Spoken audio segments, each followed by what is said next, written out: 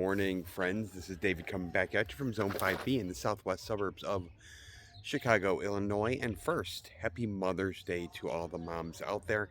I am out here early on Mother's Day to try to get some garden work done before I go see my mom.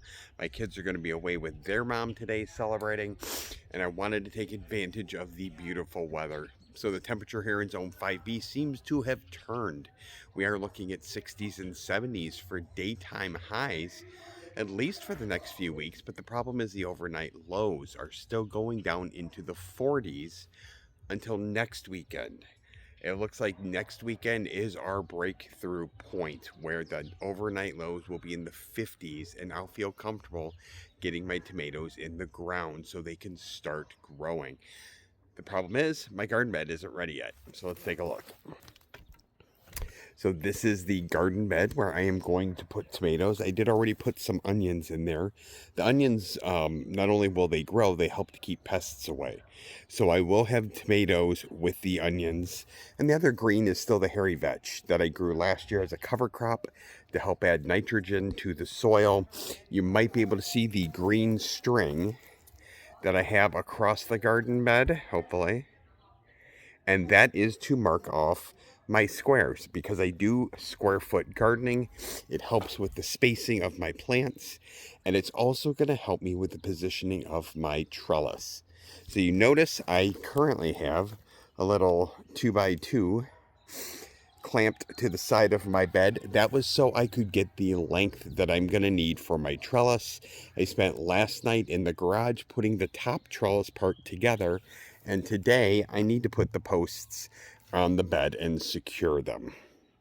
So I think what I'm going to do, all of my posts have been treated with tung oil, make them a little bit more weather resistant, a little tougher in the weather.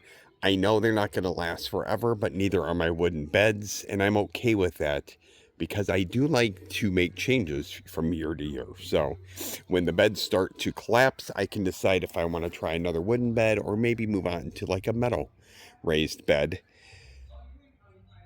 To secure the posts, I'm going to screw them into the sides of the bed. That part's not a problem, but I don't know if that alone is going to be sturdy enough. So what I'm considering doing is burying the posts about 6 inches into the ground as well for a little extra stability. So that's what I need to figure out today. The overall height that I want my trellis to be, how far I'm going to sink it, if I'm going to sink it, and then get those put up and attached. So that is just my crazy thought process. I wanted to bring you along for the beginning, and stay tuned because I'm going to show you my progress as we go along here. Hopefully everything will go smoothly, but I still have some things to figure out. So stay tuned. All right, friends, I'm going to bring you along for the final part of this first trellis. So I decided that I was going to make the trellises ground reachable. And what I mean by that is roughly reachable when I'm standing on the ground. I'd be able to lower my tomato hooks. And for me, that's important because I don't want to have to get a ladder out anytime I might need to lower the hooks to lower the tomatoes once they're growing.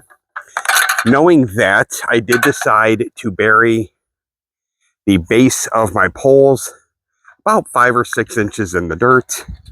So I did a prep hole, measured off, cut the height, leveled it, and then attached it. It is attached to the base of the raised bed with 4 or 5 screws, and I am now attaching my top trellis. I assembled this last night because I learned from the last time I did this that it's a heck of a lot easier to put the crossbars and the eye hooks on when it's on the ground. So I'm using a clamp to hold this end. I already have the other end secured, and I am just going to pre-drill my holes.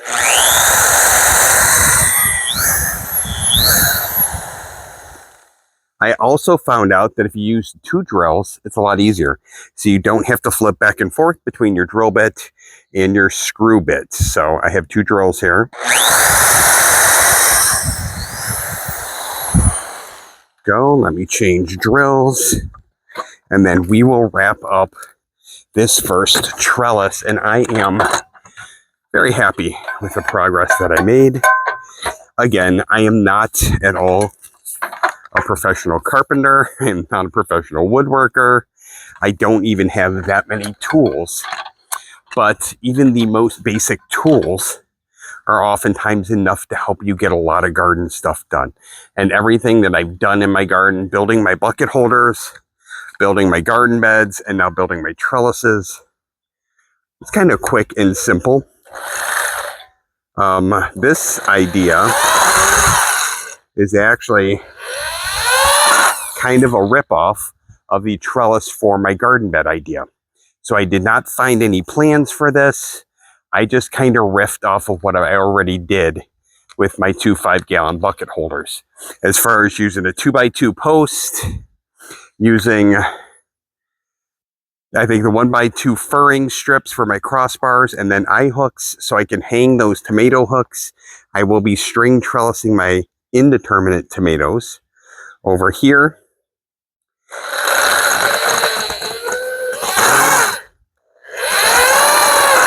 And the cool thing is, it's adjustable. The idea behind the string trellising is, once your tomato grows up to the trellis, you take that tomato hook with the string on it, you flip it, which lowers the tomato vine, and it gives you more growing room. So that is going to do it for us today. Let me come down off the ladder and I will show you our finished product. Again, I am in no way a professional. I'm just a gardener trying to do them. Here we go. We have up here our string trellis. The way I positioned it is I positioned my post between 2 squares.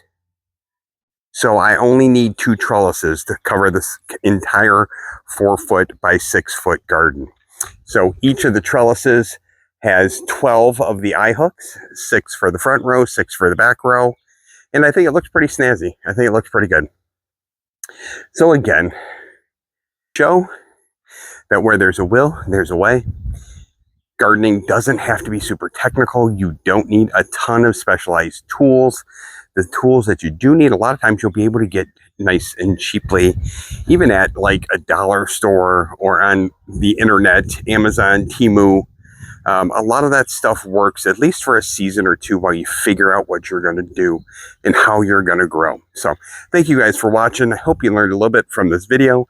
I hope everybody out there spends time with their mother or mother figures or their baby mamas, and wish everybody a happy Mother's Day. Today is definitely a day to celebrate everything that our mothers do for us. I'm looking forward to seeing mine. I'm happy that my children are going to see their mother. Thank you guys for watching. Remember to hit that like button because it helps my channel. Subscribe so you know when I post my next video. And remember, never stop growing. Cardinal just flew by. Grow a little every day. And I can't wait to see you guys back here again real soon. And Come Grow with David A. Baby chickens. Happy Mother's Day to all the moms out there, even the chicken and fur baby moms. I'll see you guys next time.